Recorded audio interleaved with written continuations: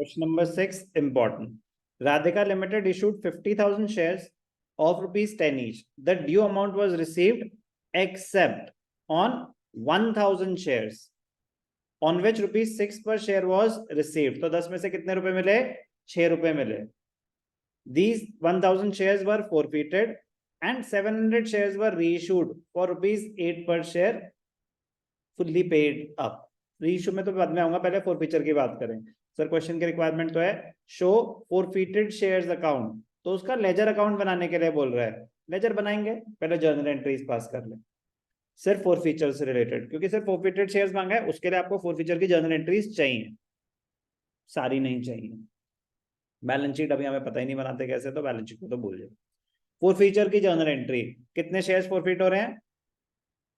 1,000 shares on which 6 per share was received. तो forfeiture की journal entry क्या हो जाएगी?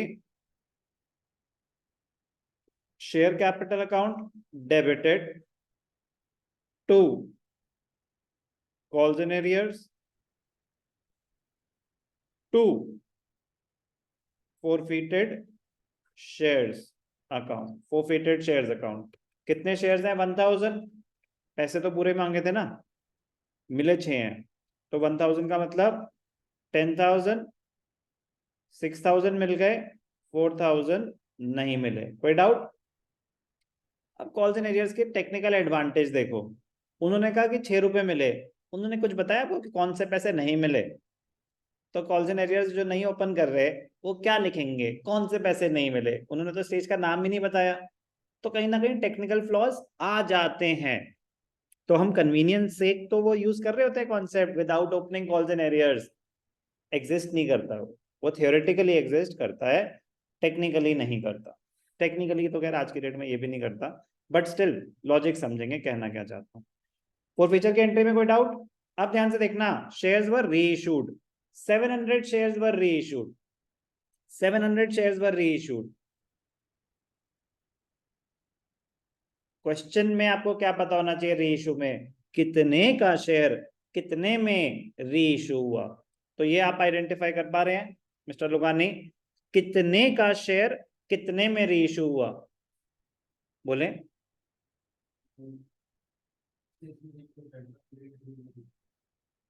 Are you sure? ओके. आपके हिसाब से कितने का शेयर कितने में रीइश्यू हुआ? 10 का 8 में?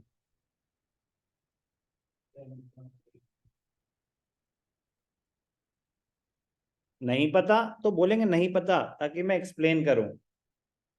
बोले भाई साहब. इस कॉन्सेप्ट के बिना रीइश्यू नहीं हो सकता, इस कॉन्सेप्ट के बिना रीइश्यू नहीं हो सकता. और लास्ट क्लास में इस पे काफी डिस्कशन हुई थी. यस और नो? करेक्ट आंसर है 10 का 8 में. बट मैं कह रहा हूं कि ये बड़ा ऑब्वियस सा आंसर होने, मतलब इतनी देर लगनी चाहिए बोलने में. ये इजी है कि नहीं है? बट इजी उसके लिए जिसको पता हो कि आइडेंटिफाई करना क्या है. जैसे ही उन्होंने बोल दिया फुल्ली पेड अप, तो शेयर की एक्चुअल वर्थ हो गई उसकी total value. Fully paid up तो मतलब आपका काम आसान हो चुका है. फुल्ली पेड अप मतलब उसकी एक्चुअल वर्थ जितने का वो शेयर है उतनी है. 10 का शेयर है तो 10 उसकी एक्चुअल वर्थ है. फिर अब देखो और क्या वो बोल रहे हैं कि कोई और अमाउंट है. हाँ, शेयर्स वर रीइश्यूड फॉर 8 पर शेयर, तो वो रीइश्यू प्राइस बचा. क्योंकि दो चीजें हमें आइडेंटिफाई करनी है, रीइश्यू प्राइस क्या है, एक्चुअल वर्थ क्या है. फुल्ली पेड अप बोलते ही एक्चुअल वर्थ उसकी टोटल वैल्यू हो गई, तो 10 का 8. मैं कह रहा हूं अगर यही आइडेंटिफाई नहीं कर पा रहे तो ऑब्वियस सी बात है कि एंट्री गलत ही होगी. 6 का 8 में, 8 का 6 में, जीरो. रीइश्यू गलत, तो कैपिटल रिजर्व तो गलत ही निकलेगा. ऑब्वियस सी बात है. तो ध्यान से देखेंगे बेटा, प्लीज प्लीज, बेबी स्टेप्स. लेकिन एक एक करके स्टेप नहीं लिया तो रिग्रेट करेंगे हम बात. बहुत बड़े चैप्टर के साथ अन्याय कर रहे हैं कुछ बच्चे. Bank account debited, forfeited shares debited to share capital, fully paid up. तो फेस वैल्यू शेयर कैपिटल में जाएगी 10 रुपए. हमने कितने का रीइश्यू करा? 8 पर शेयर. 700 शेयर है ना,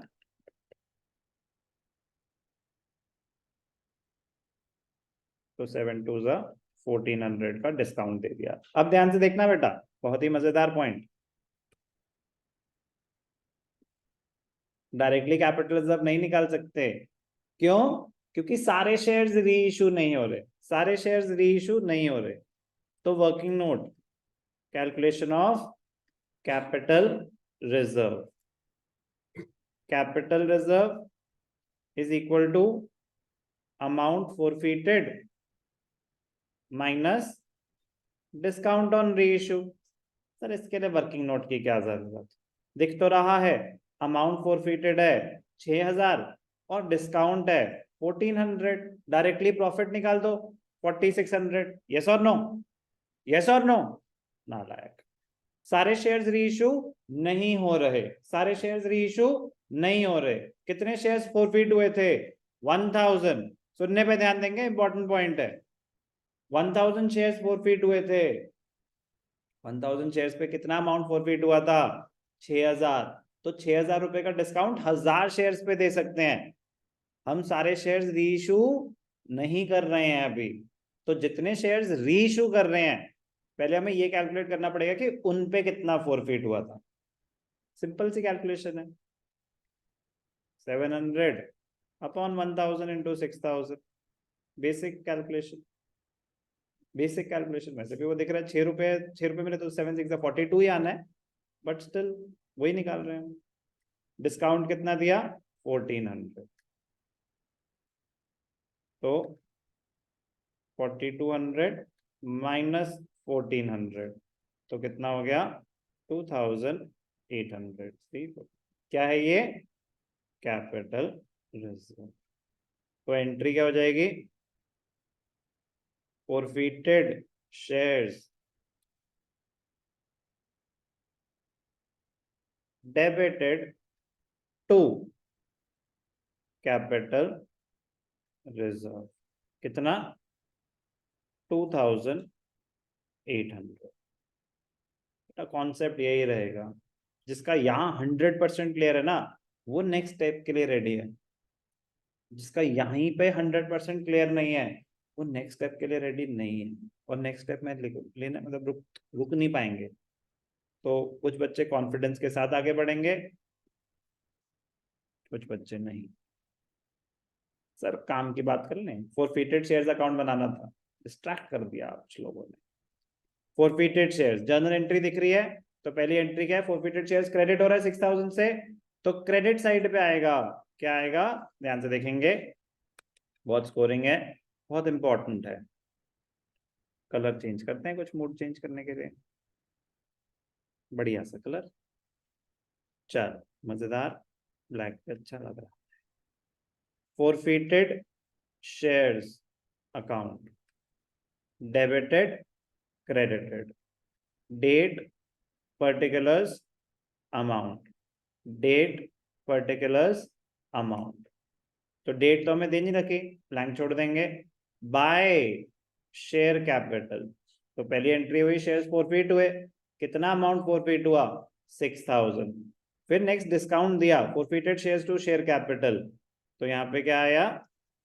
टू शेयर कैपिटल, कितना डिस्काउंट दिया? 1400। फिर एंट्री क्या हुई? Forfeited shares to capital reserve, कितना कैपिटल रिजर्व?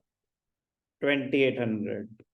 और अभी जो शेयर्स रीइशू नहीं हुए, जो शेयर्स अभी रीइशू नहीं हुए, कितने शेयर्स? 300, तो उनका 1800 बैलेंस पड़ा रहेगा, तो क्लोजिंग बैलेंस आ जाएगा 3456 6000। तो फॉरफिटेड शेयर्स में बैलेंस पड़ा रहेगा उन शेयर्स का जो शेयर्स अभी रीइशू नहीं हुए। The balance in forfeited shares account, the balance in forfeited shares account represents the money forfeited on those shares, which have not yet been reissue, जो अभी रीइशू ही नहीं हुए। क्लियर? क्या मुश्किल था अकाउंट बनाना? नहीं, बिल्कुल भी नहीं। उनके लिए जिनको जर्नल एंट्रीज आती हैं, और जर्नल एंट्रीज के लिए आपको बेसिक कैलकुलेशन तो पता होनी चाहिए। तो interesting question, difficult? No. Question number 6 of the assignment.